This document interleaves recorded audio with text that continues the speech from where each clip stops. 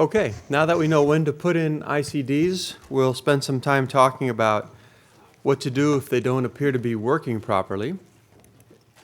And we'll do this with three sections. I'll first focus on evaluating patients with shocks, which is probably the most common kind of problem we'll be seeing on boards. And in practice, it's still unfortunately not quite as rare as we would like. We'll then review evaluating ineffective or absent treatment, and then lastly make a few comments on preventative programming.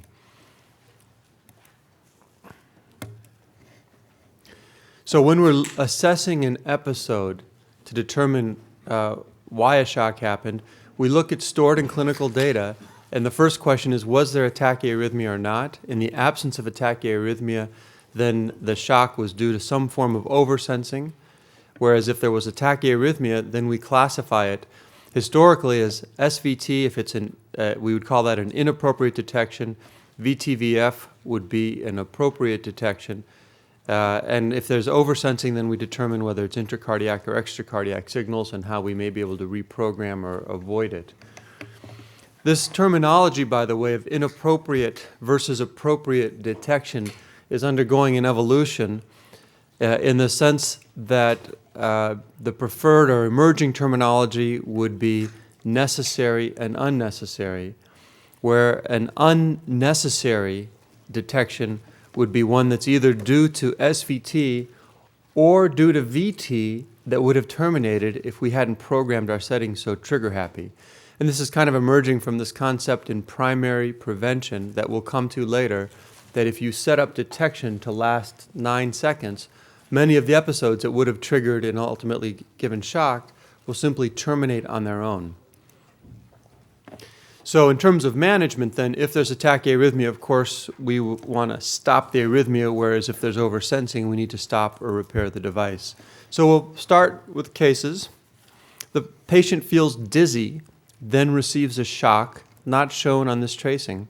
The tracing is most consistent with myopotential oversensing, electromagnetic interference, T-wave oversensing, lead fracture, or loose set screw.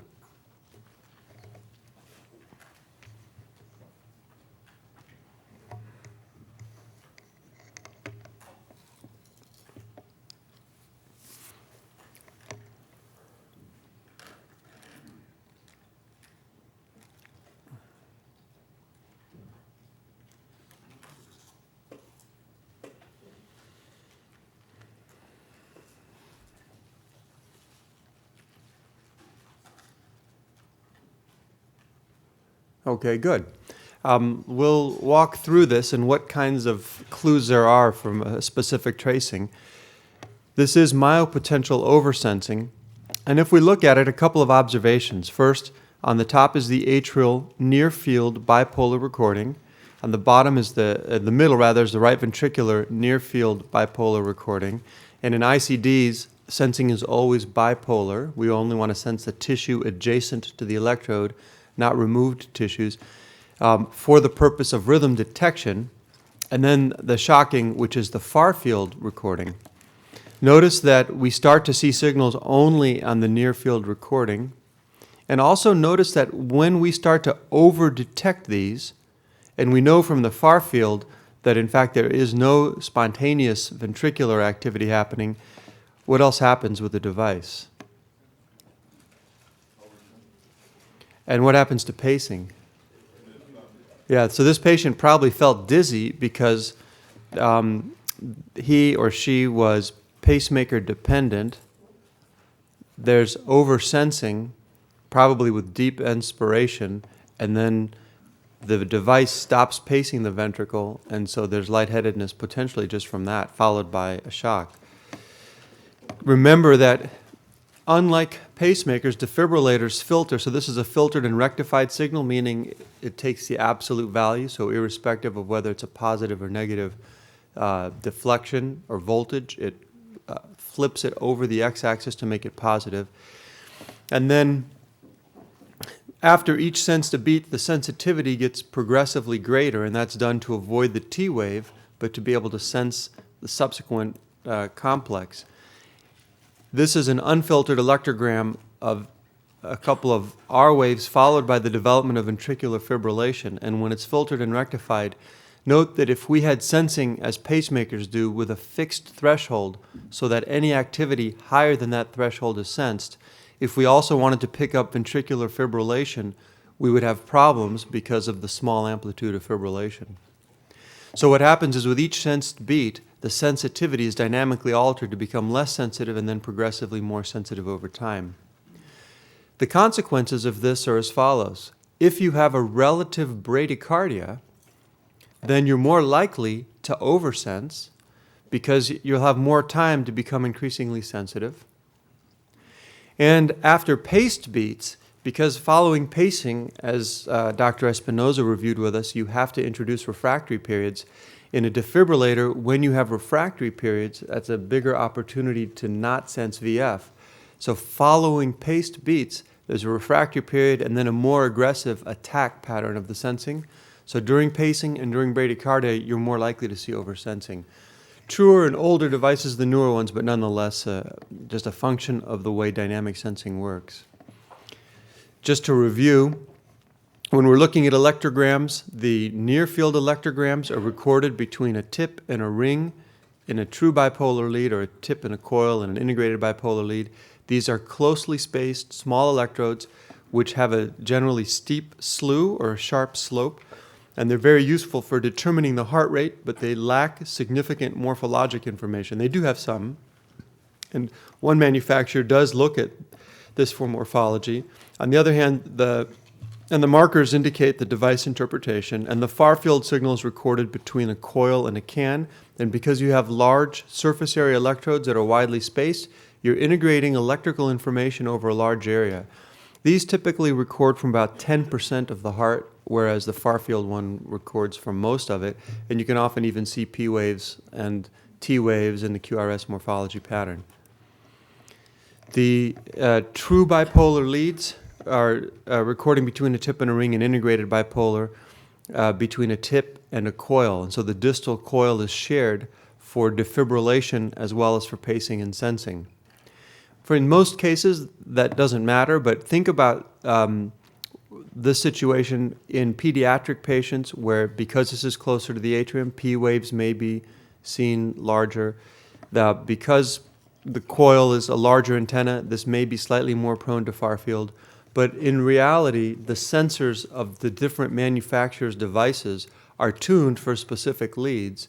There's currently only one manufacturer making this, and they're used to have a lot of oversensing, and they have since modified their nominals, so it's actually not that common anymore. So it's not only the physics of the lead, but the amplifiers and pulse generators to which they're connected.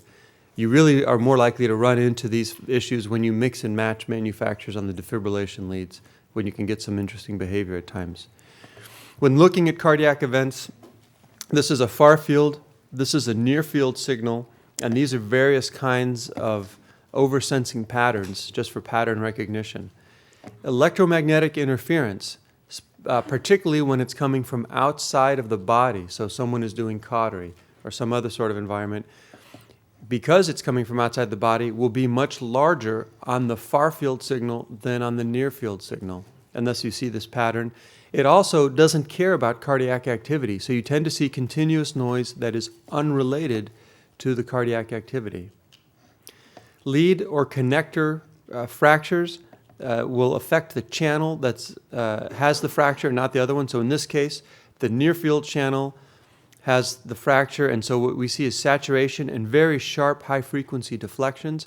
Often they're only during part of the cardiac cycle, and that may be related to cardiac motion, mechanically moving the leads, causing those make-break potentials as the filers of the lead are rubbing and making this kind of electrical noise.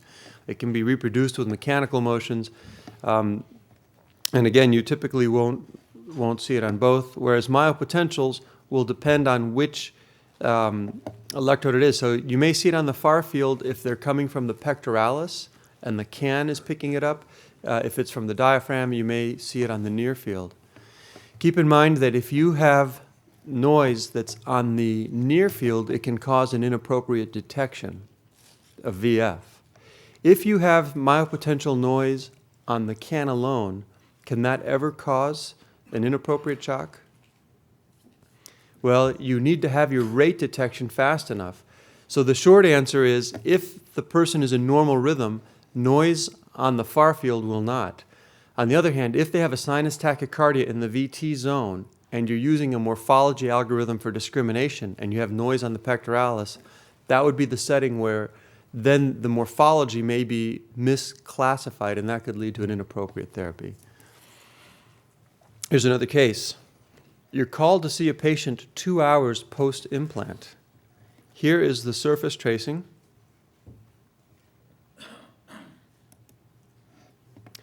Here's the device interrogation. What's the most likely cause of asystole and shock? Crosstalk, electromagnetic interference, loose set screw, air and header lead fracture.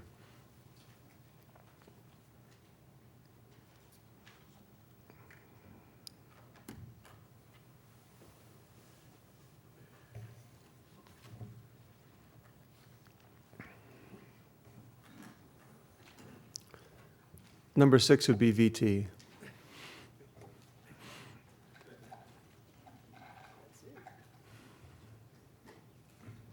Here's the surface again.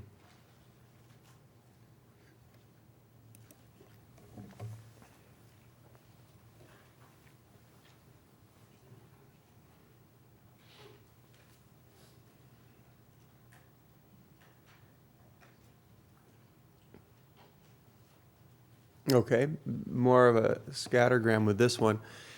So when we look at the surface, when we're called to see this patient right after implant, the most obvious, striking finding is we have P waves with no QRS, so we know this patient has complete heart block, and that insult is then aggravated by delivery of a shock. So because it's a defibrillator and because a shock is delivered, we know the ICD was sensing something that wasn't really there, right? So we know looking at this that there's going to be an oversensing problem. Early after implant, the most common cause is loose set screw. So that's, looking at this, that's what I'm thinking is the most likely cause. But when we look at the intracardiacs, we have a problem because this doesn't look at all like a loose set screw. It actually does tend to look more like some sort of VTVF, doesn't it? But it turns out that this can be caused by air in the header. And what happens is this, and if you have a seal that's incomplete and you get air, in other words, if you don't put the screw in and vent the seal before you put the lead in the header, you can get air trapped in. And when the air leaks out, it then causes these brief little accessory pathways as these bubbles go through, and you get this connection, a brief electrical connection because of body fluids and whatnot, that give these pulses. So if you look at this tracing, here from the far field, we see these are the real ventricular events, and you can see them on the near field as well. But look at this. All these little guys, it's just the little tiny bubbles of air coming out causing this thing. It's kind of a remarkable looking thing. On the other hand, this is an actual example from a loose set screw, and that looks just like a lead fracture, but the time course is different, right? So you have make-break connections, you have very sharp deflections, saturation. It doesn't look at all like the other one. So that's air in the header, and the treatment for this, if it happens, first of all, if you recognize it while you're still in the lab, just pull the lead out, put the screwdriver in and out once or twice, and then push the lead in and screw it down. If the device is already implanted, then you can turn detections off, put pacing in an asynchronous mode, if that's an option for you, and then just wait 24 to 48 hours. Let the air bubble out. 69-year-old man with a shock. The ICD was implanted 7 years ago for hypertrophic cardiomyopathy, no previous shocks. He had been working on ducts overhead all day, had mild shoulder discomfort. He gets a shock while opening a jar, and the shoulder pain, by the way, is then gone. He presents to the emergency room where a chest x-ray is unremarkable. There's no radiographic evidence of system malfunction. The ECG is paced. His troponins are negative. Labs are okay. Here is a provocative maneuver. And so what do you recommend at this point? Amiodarone, decrease sensitivity, lead revision, avoid the use of power tools.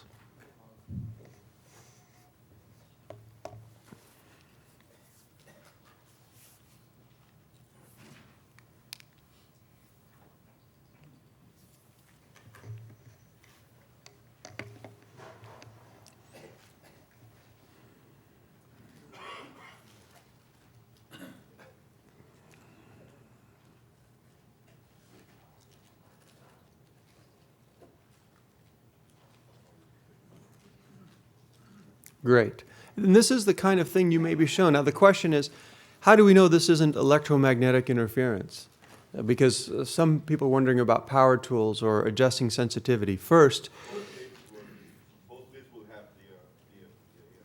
so if it's electromagnetic interference, we would expect it to see at least something on both leads, right? If he were using a power tool that's creating so much noise, it'd be unlikely that only the ventricular sense amplifier would pick it up.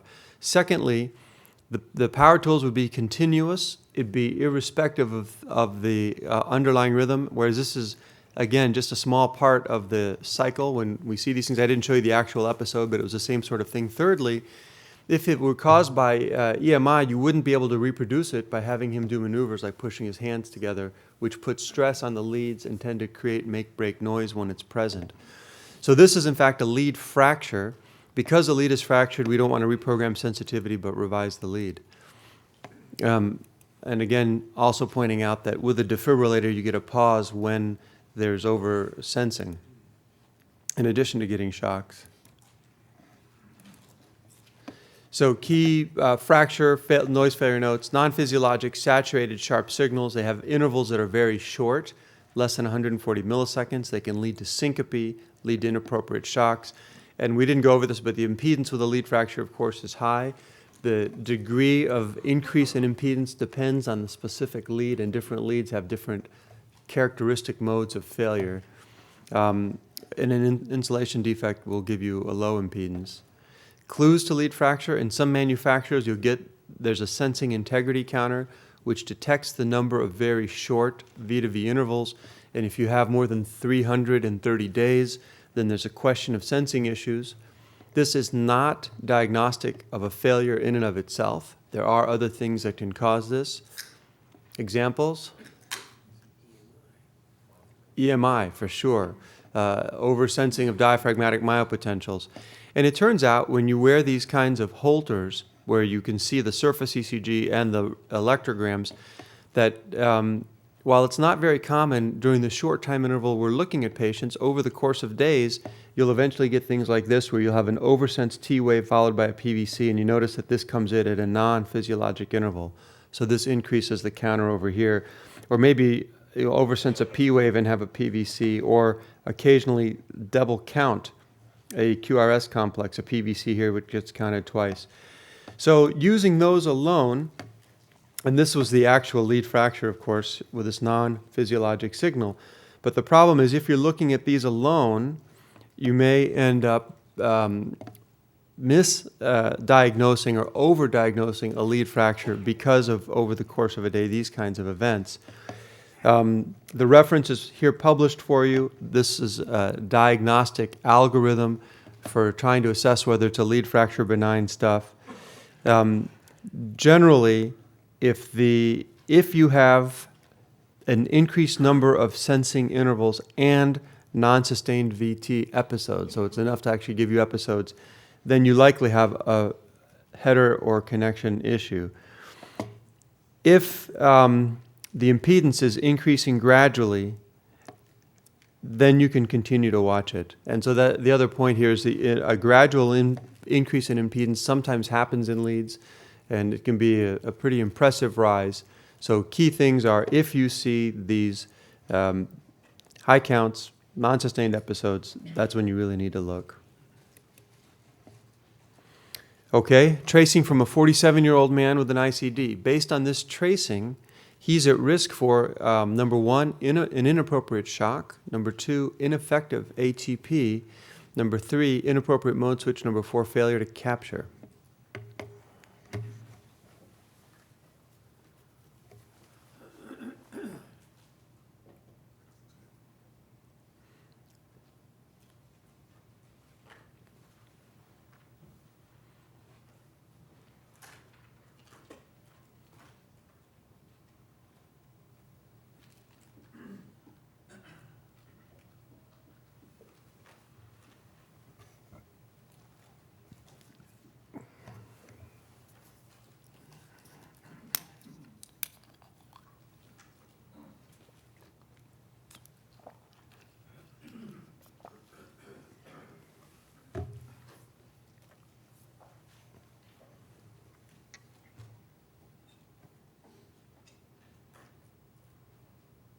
Okay. So maybe the wording is a little bit tricky, but it'll let me make a point. I think, first of all, what do we see in this tracing that's abnormal for device function? So we have an oversensed event here, so it's T-wave oversensing. And is it happening on a paced or a sensed event? Paced event. We don't know whether with any intrinsic sensed events, whether there would be T-wave oversensing.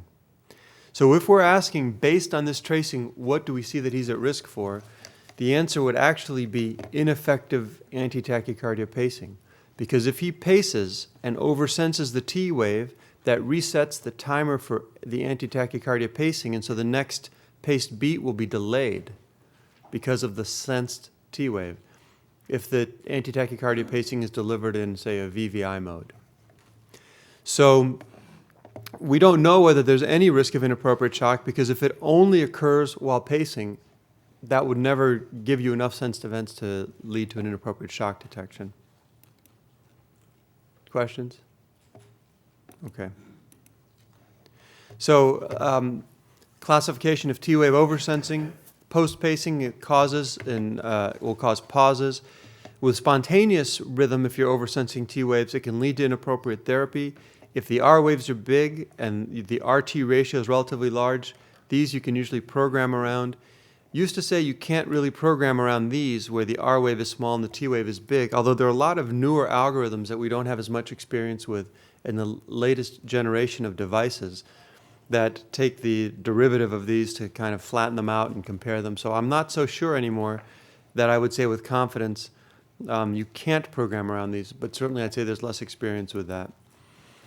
In terms of reprogramming for T waves, in some devices, in this case this is a Medtronic approach, you simply adjust the maximum and minimum sensitivity, with the least sensitivity occurring at the time of a sensed event, so it becomes less sensitive and then increases over time. And in this example, you can see we're catching the T wave. This is going from 0.3 millivolts to 2.4. If you make it less sensitive, so you increase this number, you raise the bar, so you have to be taller to bump into it and be counted. From 0.6 to 4.8, it goes away. Other discrimination algorithms, such as this one that I mentioned, also from the same manufacturer, identifies T-wave oversensing by looking at the sensed electrogram, looking at the derivative with time. So that makes this very small, and it does a comparison here. This is applied only during detection of tachyarrhythmias, and so it doesn't help with the slower heart rhythm pacing issues. This from St. Jude, which has a great deal of programmability in terms of the threshold start value. You can program a delay.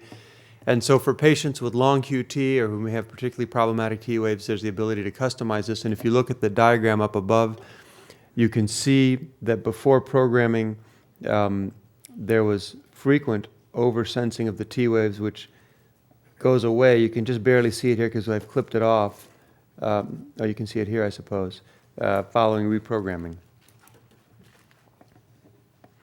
So here are examples of different kinds of oversensing of physiologic intracardiac signals. In this tracing, we're oversensing P waves. So you can see intervals that are too short. Here we're double counting R waves. And here's the T wave oversensing. These lead to specific patterns. Because if you have R wave double counting, you'll notice you'll have two very short intervals, the actual onset and then the second part of the R wave, which then leads to a longer interval. So when you look at these, you'll typically get a sort of alternating patterns, which if you have an interval plot will look like a railroad track. Two very close interval, far interval, close interval, so you get that kind of plot. If you have T-wave oversensing, you actually look like you have two morphologies. You've got the actual QRS and then the T-wave, and these can be alternating and oversensed. What about other things for determining the cause of shocks? History and physical, surface ECG, chest X-ray, and stored device information. We'll take your question on this one. This patient has a pacing system malfunction. From this image, it is most likely due to, number one, conduction fracture, number two, lead insulation defect. Number 3, lead dislodgement. Number 4, Twiddler syndrome. Number 5, pulse generator failure.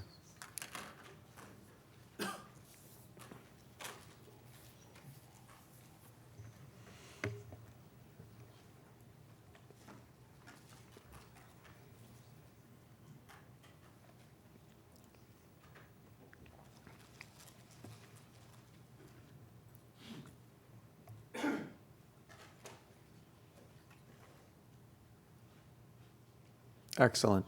So I think everyone recognized the high amount of winding. I don't know too many implanters who would do this, and that it transmits all the way down to here where you even have a loop.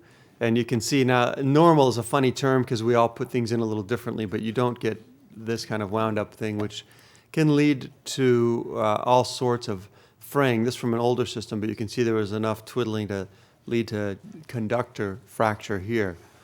More common in women and more common in people who are overweight and just unconsciously turn the device in the pocket. Other areas to look at when looking at x-rays are subclavian crush between the first rib and the clavicle, and here you can see a lead that was subsequently removed with a disruption of the filers and of the insulative coating. If we look at this one, in this provocative maneuver, this tracing suggests a patient who is seen at routine follow-up is most likely at risk for failed shock, inappropriate shock, or you don't see any evidence of system malfunction.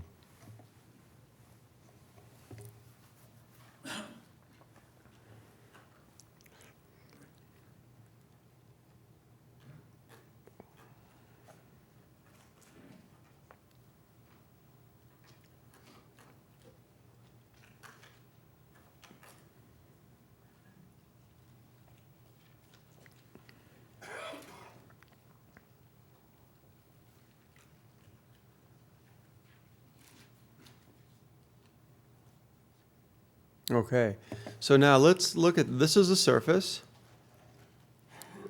Do you guys think this is near field or far field? Look how wide these guys are. Can I change anybody's mind?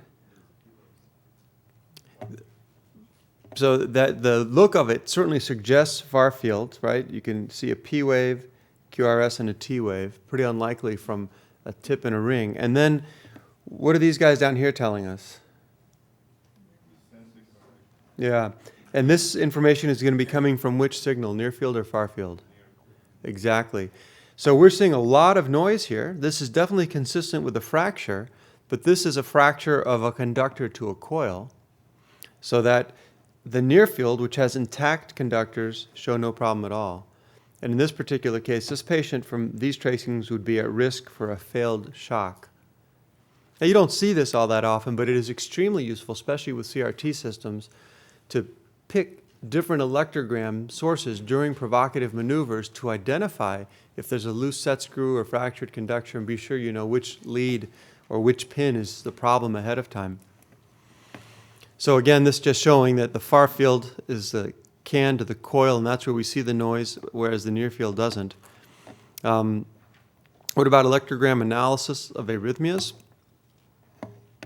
This tracing represents, number 1, therapy for SVT, or number 2, therapy for VT.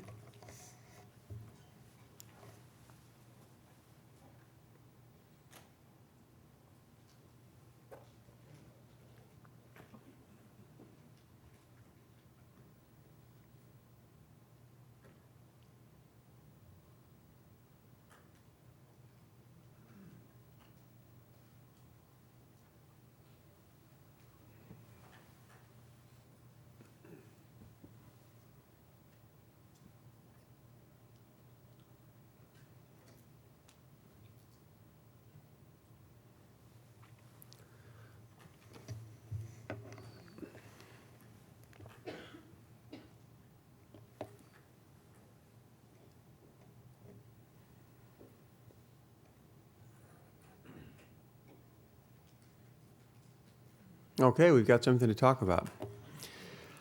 Let's start off with looking at how it starts. What do we have in this first part over here of the tracing? Sinus rhythm, right, I agree with you guys. So we have a right atrial recording with a large near field signal, and this small signal here is far field R wave.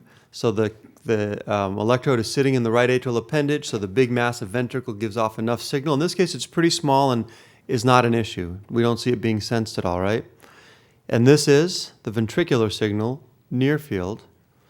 And what do these check marks tell us? In this device, the morphology score is consistent with an intrinsic sinus beat. And so we have these check marks and we scan all along, and then here, something happens. Notice that the AA interval hasn't changed, but we're getting a shorter interval to the R. So what happened here? What do we call this beat? PVC, because we have an X, we have a shorter interval, but this PVC happened roughly at the same time as the A, right? And then who's leading who? Who's driving this? Is it the V? So this A wasn't changed, but this came in early, right? The V is driving, right? So then this early V leads to an early A, and they keep following. So we have a PVC that starts ventricular tachycardia that is terminated with ATP. So this is therapy for VT.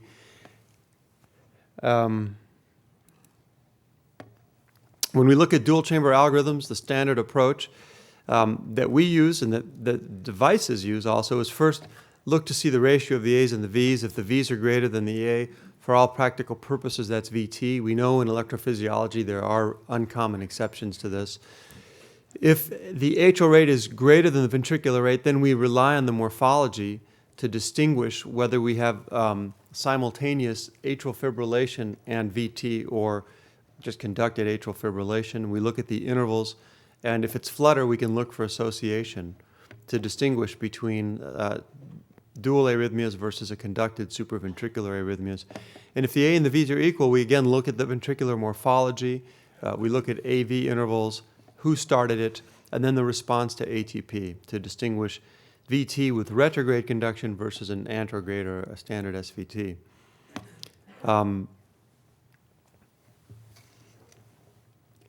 So this is the VT that I showed you. This got stretched out in a funny sort of way. So it's a little hard to read, so I'm going to skip over that. And then here's another example of a double tachycardia.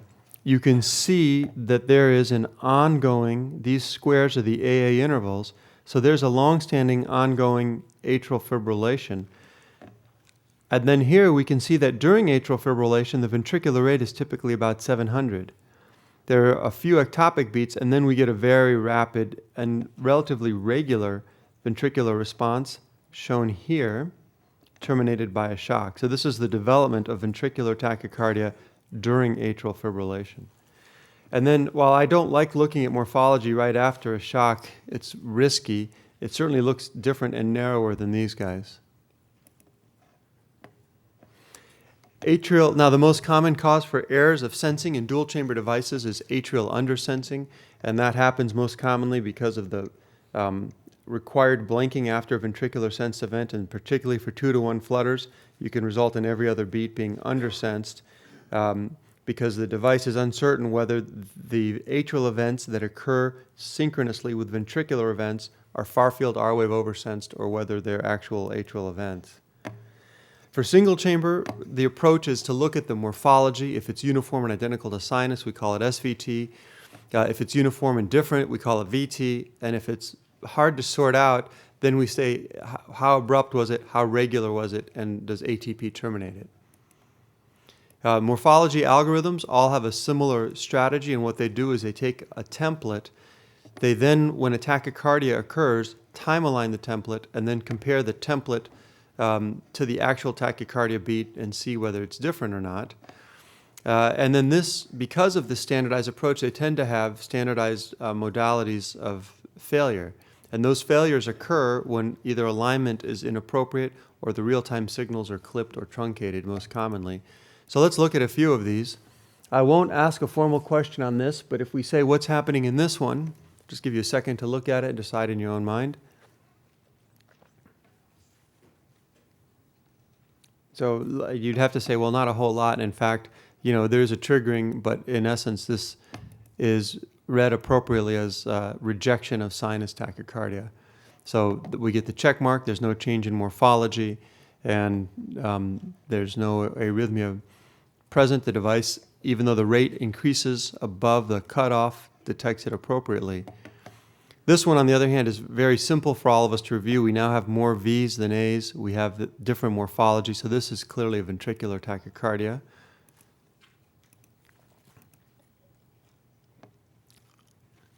And what about this one?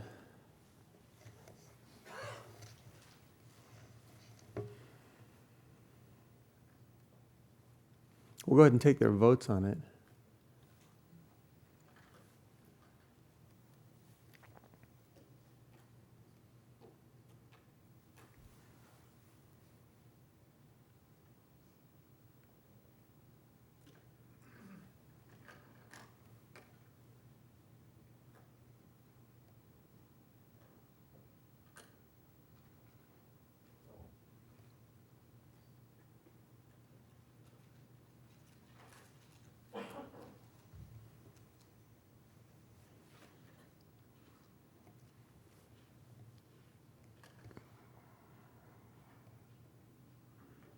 Okay.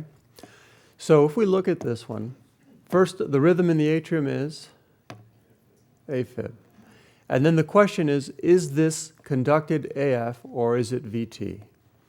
And so the ways we go about approaching that are, first, we compare, this is RV tip to coil. This is now a real-time electrogram.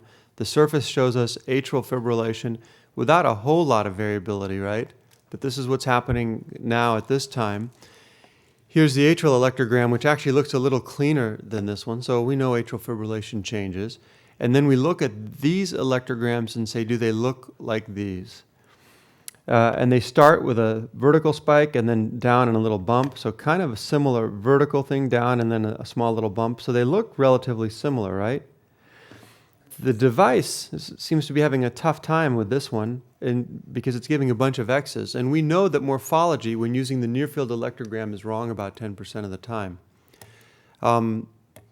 If we look at it then, what's happening here with these is one of the mechanisms of failure with morphology algorithms, and that is, notice that this one is a 75, these are 0, but they look about the same with just a subtle difference at the beginning. And what happens is that there is a sensing threshold, and if you have small changes at the beginning of the signal, that can lead this to get the start time wrong and then lead to misalignment.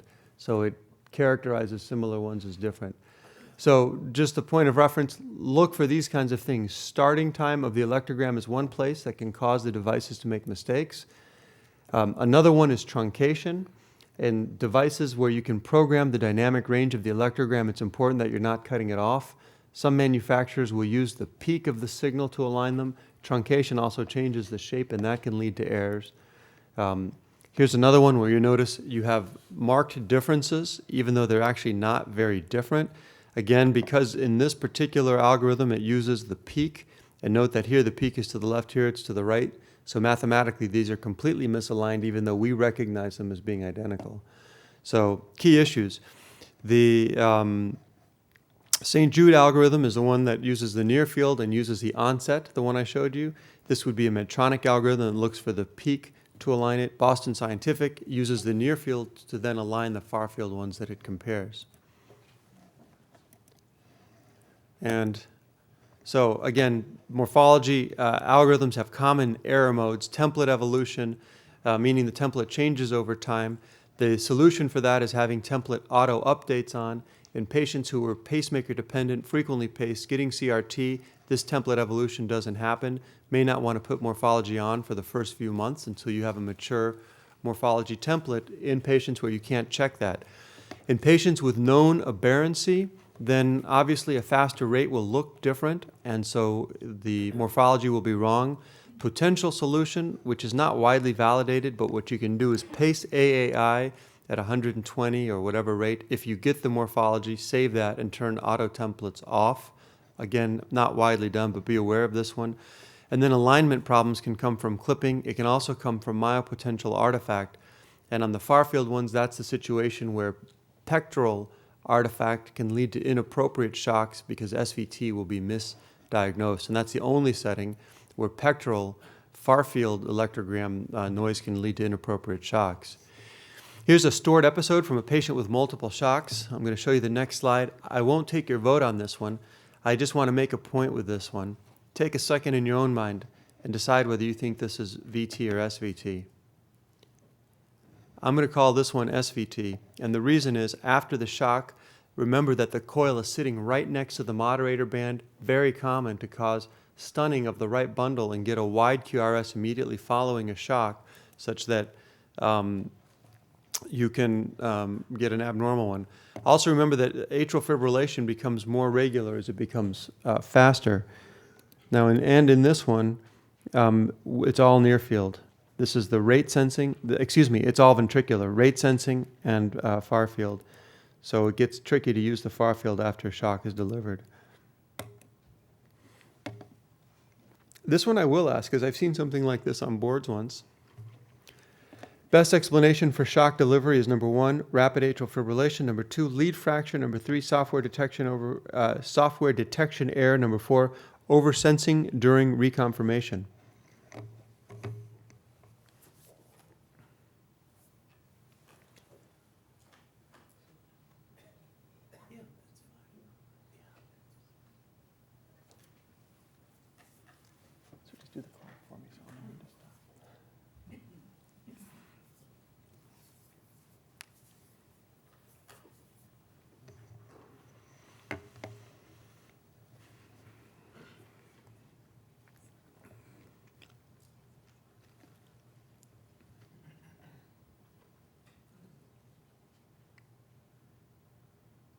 Excellent. So we have a single chamber ICD, near field signals, marker channels. We have a run of ventricular tachycardia that terminates. And then CE is, so here is fibrillation detect.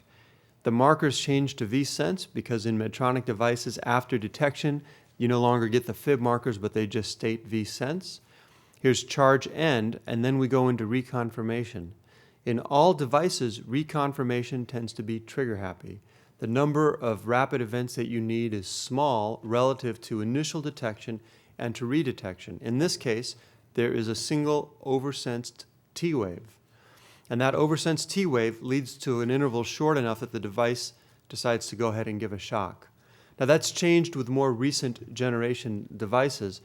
So in the older devices, they would take and you don't need to know specifics for board purposes, but you'll recall that you would take your slowest VT zone and add 60 milliseconds. So if you fell into your slowest VT zone plus 60 milliseconds during reconfirmation, it would consider that fast enough to give a shock. In the newest generation from the same manufacturer, there's a programmable feature such that confirmation plus, if it's turned on, it would then take the actual rate of the tachycardia as opposed to the slowest program zone, plus 60 milliseconds is acceptable. There's some variation across manufacturers, but fundamentally all of them will be more trigger happy in reconfirmation. And what that means is, if you give ATP during charging, for example, as opposed to having a separate zone where you give ATP, with ATP during charge, after the ATP is delivered, it then uses reconfirmation to decide whether or not arrhythmia is ongoing. So it's more likely to then give a shock. On the other hand, if you were to program ATP in, say, a fast VT zone or as therapy 1, after that's delivered, it's going to use redetection as opposed to reconfirmation, so it will be a little more conservative in giving that other shock. Make sense? So and that's kind of true for all of the manufacturers. So reconfirmation errors are errors of commitment after a charge is complete. It has to confirm the ongoing arrhythmia. Again, it varies on manufacturers, but often it's only for the initial detection. So on redetection, they're committed shocks, with the exception of St. Jude, which doesn't do it that way. PVCs or oversensing during reconfirmation will lead to these shocks. In older devices, bradycardia during reconfirmation or asystole, really, would lead to a shock because the device would assume that there was actually fine VF that it was missing. In newer devices, that isn't an issue. They will pace during the charging period. And that was most commonly seen in the old Boston devices before the Prism series. So it really is getting kind of dated. What about absent treatment? 57-year-old man with an ischemic cardiomyopathy, ejection fraction 25%, has a single chamber ICD, and he presents with highly symptomatic AF. His ventricular rate is 80. He's not V-paced at all. His defibrillation threshold is 30 joules with a maximum device output of 35 joules. You decide to restore sinus rhythm. You recommend amio, sotalol, propafenone, or flecainide.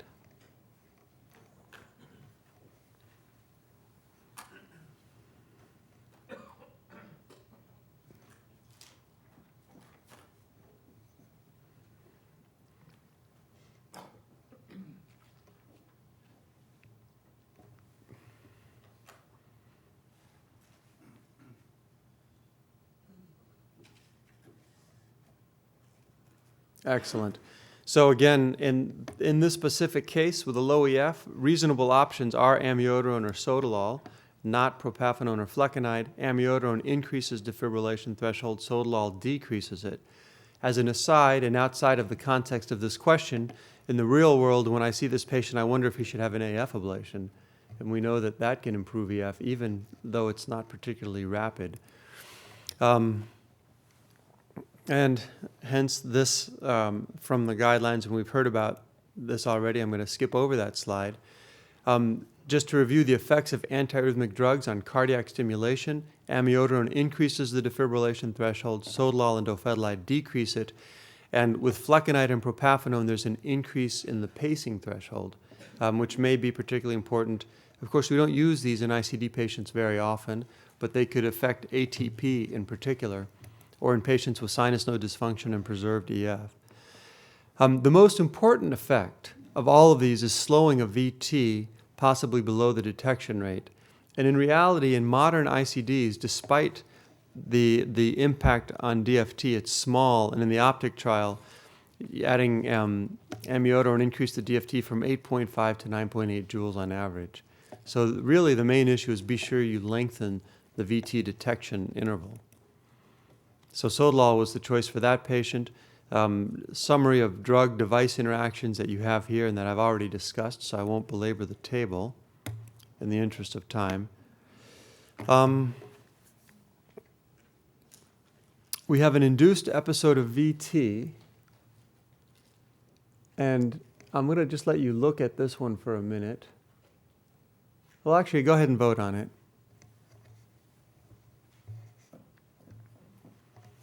The reason for this VT not being detected is number 1, T-wave oversensing, number 2, lead fracture, number 3, functional undersensing, number 4, diminished R-wave, number 5, atrial undersensing.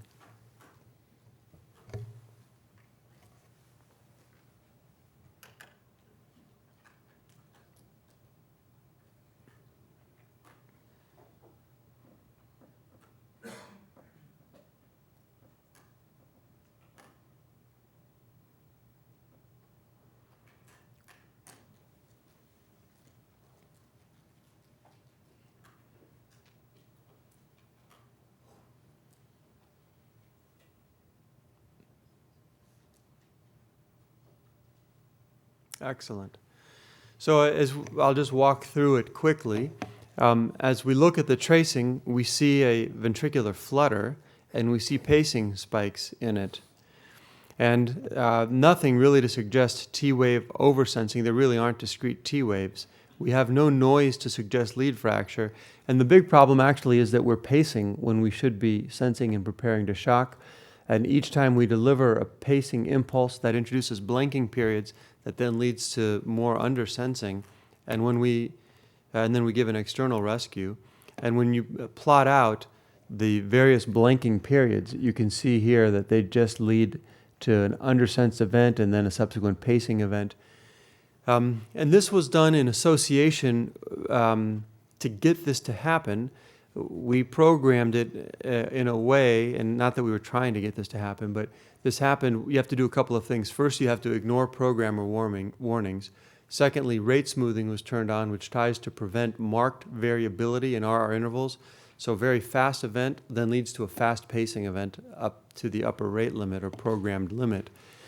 And so the main comment I would make about this sort of thing is it's not very common.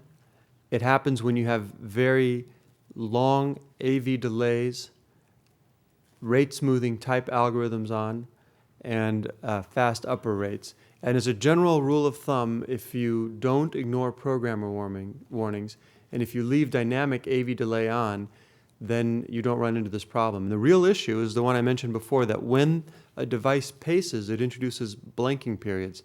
And if you have an arrhythmia where your blanking periods are coming in at multiples of the arrhythmia, you undersense enough of them to have this sort of problem. Yep. That also looks like if the patient has a separate pacemaker in the defibrillator. Does not. This is all from the defibrillator. This is an intra-device interaction where the Brady function and the tachy function of the same device interact. So this is all coming from the one device. The question was, is there a separate pacemaker and defibrillator? And if you have separate devices, then those problems are legion for sure, because they're not communicating with each other, and pacemaker spikes may be detected by the defibrillator during ventricular tachycardia, making the defibrillator less sensitive so it doesn't see the underlying VF. In this case, the defibrillator itself is pacing, generating the blanking intervals. So lastly, a few very brief words on preventative programming. When we think about the cascade of events that lead to an ICD shock, there's a tachycardia, and initially there's a heart rate threshold that must be increased so that by ignoring slow heart rhythms, we may not treat slower, well-tolerated ventricular tachycardias. We then require a certain duration before we treat. We then apply detection enhancements, and this is the only point where dual versus single chamber actually starts to make a difference. We then apply anti-tachycardia pacing, and only then is a shock delivered. And it's been well recognized that by liberal use of anti-tachycardia pacing, we can significantly lower the number of shocks. And similarly, in the PREPARE study, 700 patients with BiV and non-BiV devices and primary prevention were compared to historical cohorts from other studies. And the key points of the study were they set detection long, 30 out of 40 beats, so it would take about 9 seconds before you said, yes, there's an arrhythmia here.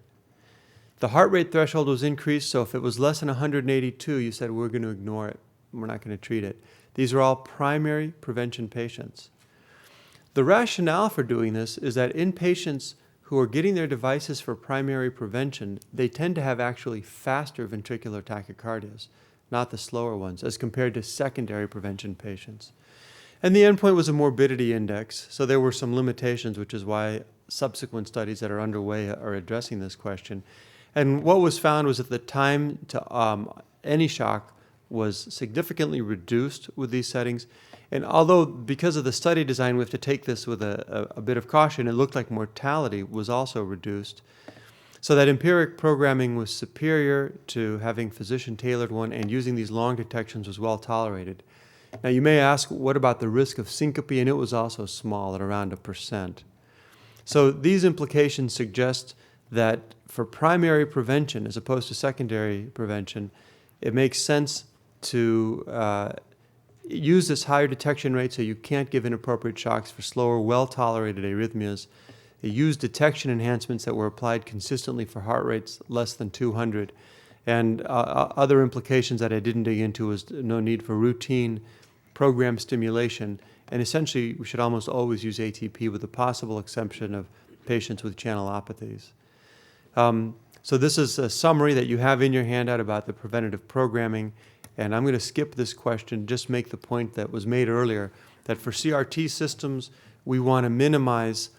For non-CRT systems, we don't want to pace in the right ventricle because that essentially mimics left ventricle with delay in the lateral wall. When there's a left bundle branch block during normal rhythm, you then go down the right bundle and then very slowly and with dyssynchrony activate the lateral wall, same as when we pace here. I think everyone in the room recognizes that. So in that setting, we don't want to We would upgrade to CRT if pacing is at a high percent as detailed by David Bradley.